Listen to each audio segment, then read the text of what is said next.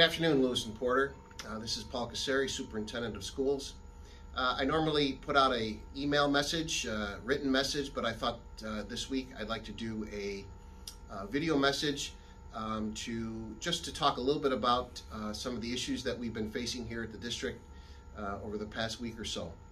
So first and foremost, you know from my message last week that we at the middle school at the beginning of the week prior, we had an issue where students through instant messaging, Snapchat specifically, were ultimately had made some threats towards the school itself and towards some individual students in the school. I do want the community to know that we were on that immediately, working very closely with the Lewiston Police Department. I'm very, very thankful for the hard work of the Lewiston Police Department. So within the context of that investigation, 2 of the students involved have been arrested and have a number of significant charges, criminal charges, placed against them, and are going through the Niagara County Family Court process right now. As well, all of the students that were involved in the incident are currently going through the process here at the district under education law. That's the process that we have where there's a due process around disciplinary consequences, and we are currently undergoing that right now. There has been some concern in the community that families aren't sure what's happening with regard to the incident.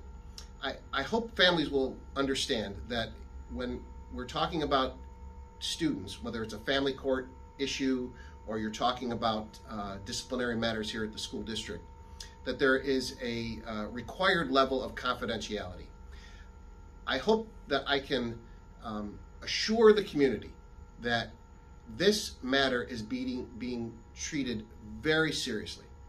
We are taking this matter very serious, and we are following all steps with regard to the process around consequences under education law.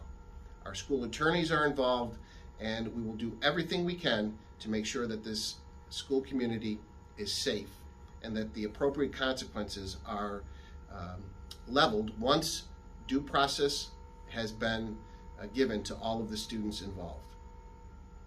As you know, and may have heard, as a result of that Snapchat messaging, we also uncovered within the context of that message some really significant racially motivated hate language within the context of that Snapchat message. Very, very disappointing. And unfortunately, because of the nature of the incident, a family here in our community, obviously very upset about that, made that some of the concerns known on 716 Niagara Action. I fully understand the family doing that. It's a very, very difficult and ugly situation, and we feel terrible for that family and for that student in particular. I do want that family to know that in every instance we have addressed those incidents. Oftentimes, students may not necessarily be significantly suspended from school. There may be some in-school suspension, restorative practices. When these things start, we do start at a lower level of consequences, but they're always addressed. Here at Lewiston-Porter, we want our students of color, all students, whatever they bring to the table, whether it's gender issues or disability or just whatever they are, we want our students to feel comfortable and safe and secure when they come to school, and to be able to come to school and know that it's a safe place to be at. And what we've learned through this process, that there are some students and families out there that feel that it's not a safe place for them, and that they do feel that because of who they are, the color of their skin, how they approach gender, their disability, that they are sometimes harassed and bullied, and that is just unacceptable. It's just unacceptable, and we need to do more about it. What I would say that if there are students out there that engage in these behaviors that are listening to my message, please stop now. It is just not right. More importantly, I want the community to know that we have always been on it, but there is a heightened sense of awareness around it, and we will continue to be on it even more deeply. This is just not acceptable behavior. And then finally, as you know, we have scheduled a town hall meeting to allow really our community to talk about this and where we're at with our approach to students and their opportunity to be here and feel safe and secure regardless of who they are. So we're going to have a conversation around that.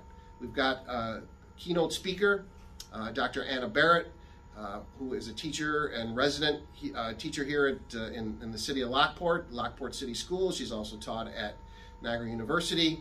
She's a resident of Niagara County. She's done a lot of work in the area of culturally responsive education. She's going to talk a little bit and frame our conversation. We're going to have our administrators across our campus talk about how we approach these issues and concerns in our schools, both from a proactive and, of course, from a reactive standpoint. And then finally, we'll offer an opportunity for our school community to speak to us and let us know what you're feeling about this. I want our school community to know that this is not about critical race theory. We're not trying to promote an agenda.